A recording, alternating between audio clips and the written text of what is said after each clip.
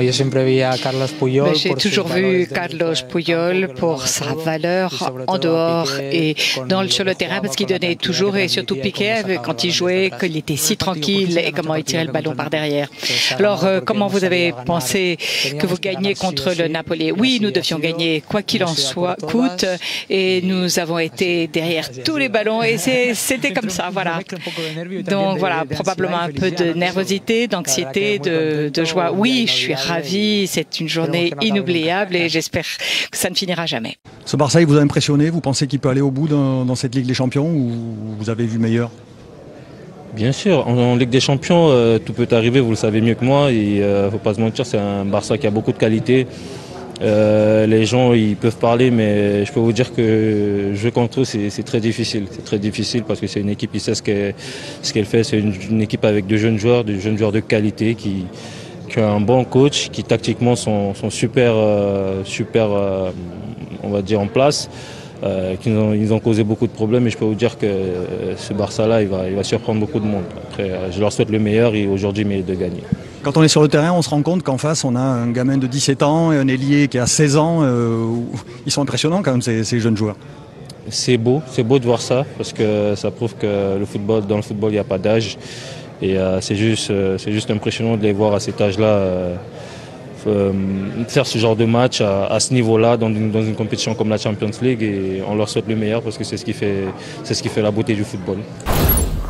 Ça signifie beaucoup parce que nous sommes qualifiés pour les quarts de finale de la Ligue des Champions et nous sommes parmi les 8 meilleurs clubs de la Ligue des Champions. Nous sommes ravis, nous le méritons, nous avons très bien joué, un jeu fantastique, également le Napoli, mais oui, nous nous sentons très fiers des joueurs de l'équipe, donc tout le monde a travaillé énormément aujourd'hui. Nous avons créé beaucoup de possibilités, d'opportunités et tout le monde a profité du Barça aujourd'hui. Et donc, vous avez fait confiance à des jeunes joueurs?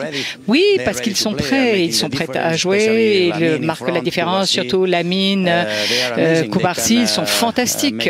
Ils peuvent marquer l'histoire au Barcelone. Donc, très fiers. Bro, prends une minute pour t'abonner, s'il te plaît. Yo la team, j'espère que vous allez bien. Le Barça s'est qualifié pour les quarts de finale de la Ligue des Champions. Enfin les gars.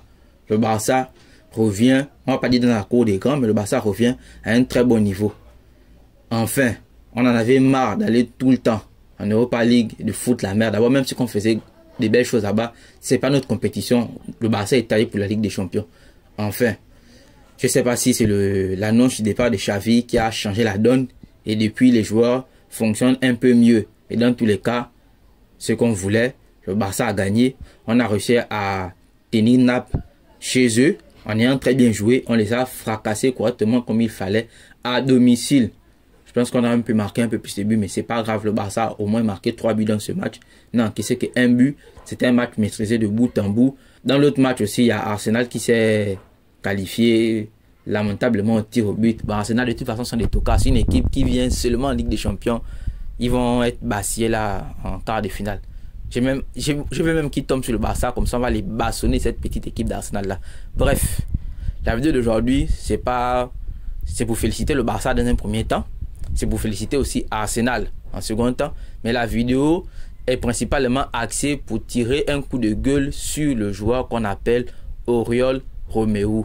Les gars, qu'est-ce que Romeu fait à Barcelone, honnêtement? Je ne sais pas si je suis le seul à voir que c'est un boulet quand il est sur le terrain, mais honnêtement, Romeu, je ne comprends pas. Déjà, son salaire, il est même mieux payé que Lamine Yamal. Lamine Yamal, il est mieux payé que beaucoup de joueurs. Romeu a presque 4 millions de salaires. Je crois 3,5 millions. Il y a encore des primes. Frère, je ne comprends pas comment Romeu fait pour être dans l'effectif du Barça. Même remplaçant, je ne comprends pas pourquoi il est remplaçant au Barça. Pourquoi Xavi aime le faire rentrer dans les matchs, ce type-là.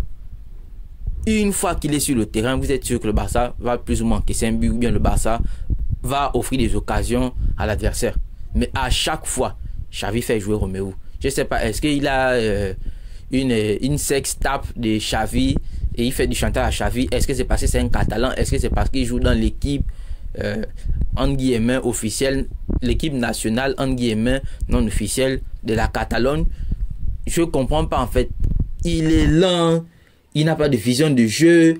il ralentit, il donne les ballons à l'adversaire à chaque fois qu'il est sur le terrain. Et quand il donne les ballons à l'adversaire, c'est généralement à l'entrée de notre surface de réparation pour donner des occasions de frappe à l'adversaire. Mais à chaque fois, Xavi fait jouer le type là.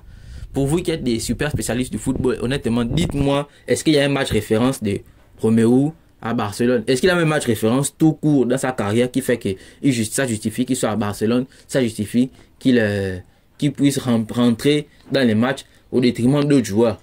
Moi, par exemple, hier, quand Romeu rentre, bon oui, la rentrée de Sergio Roberto, je peux comprendre. À la limite, tu peux me faire, j'invente même, Christensen était bon dans son match.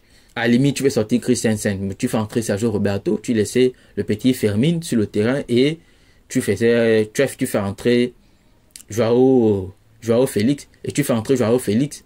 Ou à la limite, tu sors Fermin, tu fais entrer Sergio Roberto, tu laisses Christensen et tu fais entrer Joao Félix. Mais pourquoi faire jouer le Barça à 10 contre 11 en faisant rentrer Romeu? Ça, je ne comprends pas. Honnêtement, je ne comprends pas le délire de Xavi avec ce joueur.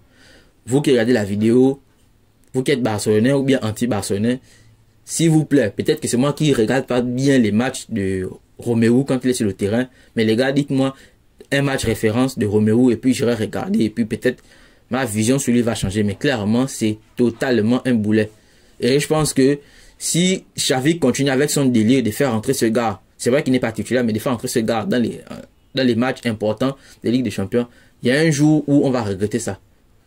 Là, par exemple, il est rentré. Vous avez vu qu'il a donné une action de but à Porto. Et heureusement que le gars a raté la frappe. Mais imaginez, vous allez jouer une équipe comme qui?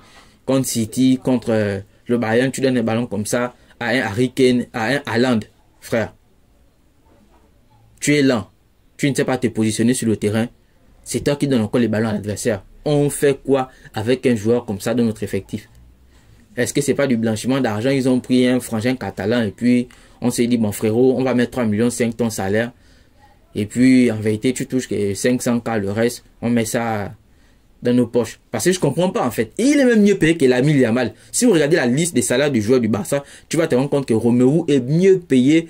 Vous allez vous rendre compte, excusez-moi, que Romeu est mieux payé que beaucoup de joueurs à Barcelone. Ça, je comprends pas, je comprends pas. Qu'est-ce que le gars là fout dans notre effectif? Bon, c'était un petit coup de gueule que je voulais faire contre lui, mais félicitations à Barça. On s'est qualifié. Si on peut avoir un tirage un peu favorable, on fracasse une équipe comme les Dortmund, les équipes un peu middle, là, il y a beaucoup d'équipes.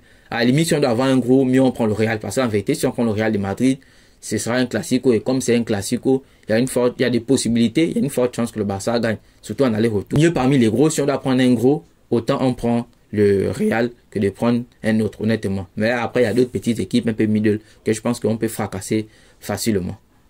Donc c'était tout pour cette vidéo les gars, ça fait longtemps qu'on a fait des vidéos réactions sur la chaîne. J'attends vraiment vos avis sur Oriol Romeu s'il vous plaît. N'hésitez pas à vous abonner, activer la cloche de notification pour ne rater aucune des prochaines vidéos. Et lâcher un commentaire en ensemble. Peace!